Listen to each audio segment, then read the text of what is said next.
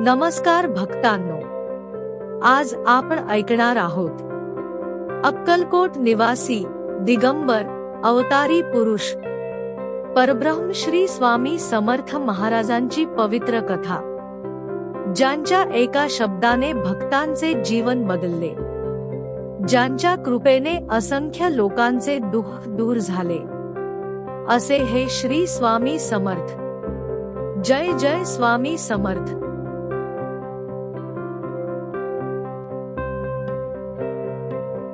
स्वामी समर्थांचा अवतार। श्री स्वामी समर्थ हे दत्तात्रेयांचे अवतार मानले जातात। ते कोणत्या वर्षी जन्मले, कुठे जन्मले याचा उल्लेख इतिहासात सापडत नाही, कारण ते सामान्य मानव नव्हते। ते होते सिद्ध पुरुष, योगी, अवतारी संत। 18व्या शतकात ते प्रथम अक्कलकोट येथे प्रकट झाले आणि तेथेच त्यांनी अनेक वर्षे वास्तव्य केले। दिगंबर अवस्था, अंगावर फाटके वस्त्र, डोळ्यात अपार तेज, पण हृदयात भक्तांसाठी असीम करुणा।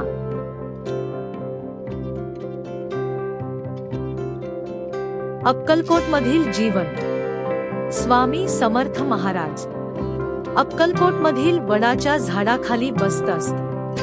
लोक त्यांना वेडे, फकीर म्हणत, पण जे त्यांच्या शरण आले त्यांना त्यांनी कधीही रिकाम्या हाताने परत पाठवले नाही। ते नेहमी म्हणत, भिवू नकोस, मी तुझ्या पाठीशी आहे। आजही हा शब्द लाखो भक्तांना आधार देतो। चमत्कार आणि कृपा। एका अंध भक्ताला त्यांनी दृष्टी दिली, एका आजारी माणसाला त्यांनी नवजीवन दिले, गरीब, दुःखी, निराश लोकांना नवी आशा दिली। स्वामी समर्थ चमत्कार दाखवण्यासाठी नव्हते, तर श्रद्धा जागवण्यासाठी होते। त्यांची खरी कृपा श्रद्धेत आहे, भक्तीत आहे आणि पूर्ण शरणागतीत आहे। स्वामी समर्थांचे उपदेश। स्वामी समर्थ नेहमी सांगत, अहंकार सोडा, नामस्मरण करा, सत्कर्म करा, गुरुचरणी श्रद्धा ठेवा। त्यांचा एकच मंत्र, स्वामी समर्थ, समर्थ स्वामी। हा जप मनातून केला की मनाला शांती मिळते। समाधी आणि अखंड कृपा।